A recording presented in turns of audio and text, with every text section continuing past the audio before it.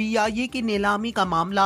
आरिफ हबीब group ने कामयाब बोली देकर 75% शेयर्स खरीद लिए।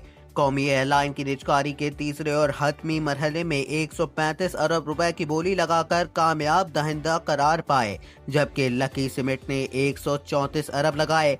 विफाकी दारुल हुकूमत में कौमी एयरलाइन की बोली के मरहले वार अमल के दौरान विफाकी वजीर खजाना मोहम्मद औरंगजेब, वजीर इत्तलात, वजीर निजकारी और कंसोर्शियम के नुमाइंदगान के अलावा दीगर हुक्काम भी मौजूद थे। कौमी एयरलाइन की निजकारी के दूसरे मरहले में लकी ग्रुप ने बडिंग बढ़ाकर 115 अरब रुपए 50 करोड़ कर दी, जबकि आरिफ हबीब ग्रुप ने 116 अरब रुपए की बडिंग दे दी।